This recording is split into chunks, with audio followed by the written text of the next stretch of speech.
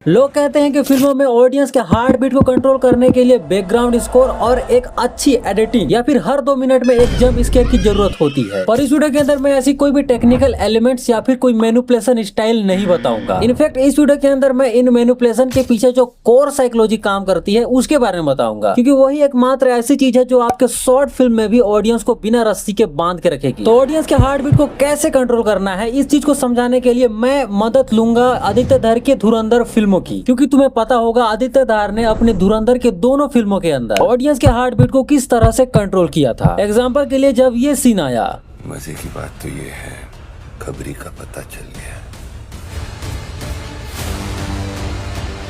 या फिर ये पिंदा वाला सीन आया, तब ऑडियंस की हालत खराब हो गई। और ऐसे ही धुरंधर के दोनों फिल्मों के अंदर कई मोमेंट हैं जहां ऑडियंस आदित्य धार से कंट्रोल हो जाती है। और इस वीडियो में इसी के पीछे की साइकोलॉजी हम जानने की कोशिश करेंगे। तो आदित्य धार ऑडियंस के हार्ट बीट को कंट्रोल करने के लिए सबसे पहले ऑडियंस को कैरेक्टर से जोड़ते हैं, फिर कैरेक्टर के थ्रू ही वो ऑडियंस को मैनिपुलेट करते हैं। वो जगह जगह पर ट्विस्ट और शॉकिंग एलिमेंट का यूज करते हैं जिससे कैरेक्टर शॉक होता है और वही इमोशन ऑडियंस का भी होता है। बट यहाँ पर क्वेश्चन ये उठता है कि धुरंधर फिल्म में ऑडियंस कैरेक्टर से जुड़ी कैसे। तो आदित्य धर ने ऑडियंस को कैरेक्टर से जोड़ने के लिए 3 रूल का यूज किया है। पहला है इन्फॉर्मेशन अलाइनमेंट। इसका मतलब सिंपल है पर है बहुत खतरनाक। वो यह है कि ऑडियंस को सिर्फ उतना ही इन्फॉर्मेशन दो जितना स्क्रीन में पहले से मौजूद है या फिर अपना पर्सपेक्टिव कैरेक्टर जितना जानता है। लेकिन पर्सपेक्टिव वर्ड को याद रखे रहना, क्योंकि इससे जुड़ी एक इंपॉर्टेंट इन्फॉर्मेशन मैं वीडियो के लास्ट में रिवील करने वाला हूँ। तो मैं कह रहा था कि आदित्य धर ने ऑडियंस के हार्ट बीट को कंट्रोल करने के लिए सबसे पहले ऑडियंस को अपने पर्सपेक्टिव कैरेक्टर से जोड़ा। और कैरेक्टर से जोड़ने का पहला नियम भी यही है कि मूवी के स्टार्टिंग में ऑडियंस को उतना ही इन्फॉर्मेशन दो जितना कैरेक्टर जानता है या फिर स्क्रीन में पहले से मौजूद है। जैसे धुरंधर के दोनों फिल्मों के इंटरवल को देखा जाए तो यहाँ पर क्या होने वाला है और कौन सा कैरेक्टर आने वाला है, ये फिल्म के स्टार्टिंग में नहीं बताया गया था। क्यों नहीं बताया गया था? क्योंकि फिल्म के अंदर जब कोई बड़ा सच सामने आता या फिर कोई धोखा सडनली रिवील होता तो कैरेक्टर के साथ साथ ऑडियंस को भी शॉक करता। और इसी सेम इमोशन की वजह से ऑडियंस अपने सब कॉन्शियस लेवल पर उस पर्सपेक्टिव कैरेक्टर से जुड़ने लगता, क्योंकि जो इमोशन कैरेक्टर का है वही इमोशन ऑडियंस का भी है। मतलब इस पॉइंट में मैं ये समझाना चाह रहा हूँ कि ऑडियंस और कैरेक्टर का जब इमोशन सेम होता है तो दोनों जुड़ने लगते हैं। और आदित्य धर ने इसी का अच्छे से यूज किया है अपने धुरंधर के दोनों फिल्मों के अंदर। लेकिन सिर्फ ये करना काफी नहीं होता। बात तो तभी बनेगी जब आप ऑडियंस के दिल में कैरेक्टर के लिए जगह बनाओगे। और एक बार ऑडियंस के दिल में कैरेक्टर के लिए जगह बन गई तो ऑडियंस कैरेक्टर के हर कदम कदम पे साथ चलती है। और यही करने के लिए आदित्य धर ने अपनी दूसरी टेक्निक का यूज किया, वो है एम्पैथी एंकरिंग। इसका मतलब होता है पर्सपेक्टिव कैरेक्टर के एक्शन को जस्टिफाई करना। और जब फिल्म में किसी कैरेक्टर के ब्रूटली एक्शन को जस्टिफाई करके सही दिखाया जाता है तो ऑडियंस उसके एक्शन को सही मानने लगती है और ऑडियंस के दिल में कैरेक्टर के लिए एक अच्छी इमेज बन जाती है। जैसे धुरंधर फिल्म के अंदर जसकीरत सिंह रांगी के ब्रूटली एक्शन को जस्टिफाई करके दिखाया गया है, जिसमें से जसकीरत सिंह रांगी का ब्रूटली एक्शन था 12 लोगों को मारना। और उसे जस्टिफाई करके ये दिखाया कि उसने 12 लोगों को इसलिए मारा क्योंकि उन लोगों ने इसकी बहन का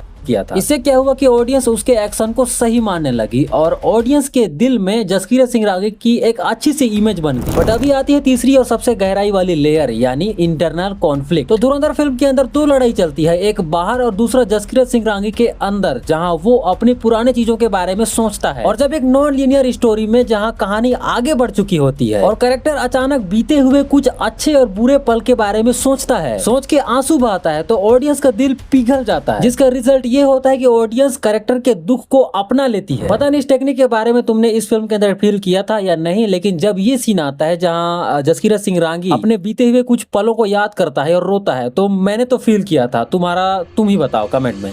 और ये तीनों लेयर्स ऑडियंस को कैरेक्टर से जोड़ती है, जिसका फायदा उठाते हुए आदित्य धर ऑडियंस को कैरेक्टर के थ्रू मैनिपुलेट करते हैं। देखो, अगर सच बताऊं तो गेम तो सिर्फ प्लांटिंग और पे ऑफ का है जो ट्विस्ट का काम करती है, बट ये ट्विस्ट ऑडियंस को फील तभी होता है जब वो कैरेक्टर से जुड़ती है। जैसे 1-2 एग्जांपल बताऊं तो आदित्य धर ने फिल्म के स्टार्टिंग में पर्सपेक्टिव कैरेक्टर को as a spy agent plant करके पाकिस्तान भेजा और इंटरवल में जब इसका पे ऑफ आया कि एक हिंदुस्तानी एजेंट पकड़ा गया है, तो ये सुन के ऑडियंस और कैरेक्टर दोनों शॉक हो गए। यहाँ पर ऑडियंस इसलिए शॉक हुई क्योंकि वो कैरेक्टर से जुड़ी हुई थी, तो कैरेक्टर भी शॉक हुआ तो ऑडियंस भी शॉक हुई। ऐसे ही मूवी के अंदर जितने भी ट्विस्ट हैं, जितने भी शॉकिंग एलिमेंट हैं, वो फील होते हैं सिर्फ कनेक्शन की वजह से। बट आप सिर्फ इस चीज से ऑडियंस को कंट्रोल नहीं कर सकते। इसके लिए आपको चाहिए फिल्म की कहानी और इमोशन को कैरेक्टर के पर्सपेक्टिव से दिखाना, और वो आप दिखा सकते हो इन्हीं तीनों रूल्स को फॉलो करके। मतलब इन तीनों रूल से आप ऑडियंस को कैरेक्टर से जोड़ भी सकते हो और कहानी इमोशन को कैरेक्टर के पर्सपेक्टिव से दिखा भी सकते हो, जिसका बेनिफिट ये होगा कि ऑडियंस फिल्म की कहानी और इमोशन को आपके कैरेक्टर के माध्यम से देखेगी, और जब ऑडियंस आपके कैरेक्टर के माध्यम से फिल्म की कहानी को देखेगी तो वही फील करेगी जो कैरेक्टर फील करेगा। यानी ऑडियंस का इमोशन प्लस कैरेक्टर का इमोशन इक्वल मैचिंग, और अगर मैचिंग हुआ तो कैरेक्टर से ऑडियंस का कनेक्शन। मतलब घुमा फिरा के आपको ये तीनों रूल्स फॉलो करने ही है, क्योंकि मैंने धुरंधर और बाहुबली दोनों फिल्मों के अंदर ये नोटिस किया है कि ये तीनों लेयर्स कहानी के साथ चलते हैं। जहाँ एक तरफ ये तीनों लेयर्स कैरेक्टर को ऑडियंस से जोड़ने का काम करते हैं, तो दूसरी तरफ इसी कनेक्शन की वजह से फिल्म के हर ट्विस्ट, हर शॉकिंग एलिमेंट को ऑडियंस फील करते हैं। लेकिन ऐसा नहीं है कि आप कैरेक्टर को पहले ऑडियंस से कनेक्ट कर लो फिर उसी कैरेक्टर के पर्सपेक्टिव से कहानी को दिखाओ, ऐसा नहीं है। बल्कि ये तीनों लेयर्स और कहानी, इमोशन कैरेक्टर के पर्सपेक्टिव में एक साथ चलते हैं। जहाँ एक तरफ ऑडियंस कैरेक्टर से जुड़ती भी है, दूसरी तरफ इसी जुड़ाव के बाद कैरेक्टर के पर्सपेक्टिव में दिखाया गया कहानी और इमोशन फील भी करती है। तो ये रहा इस वीडियो का कंक्लूजन, जहाँ ये पता चलता है कि अगर ऑडियंस के हार्ट बीट को कंट्रोल करना है तो सबसे पहले ऑडियंस को कैरेक्टर से जोड़ो, फिर उसी कैरेक्टर के पर्सपेक्टिव से फिल्म की कहानी और इमोशन को दिखाओ।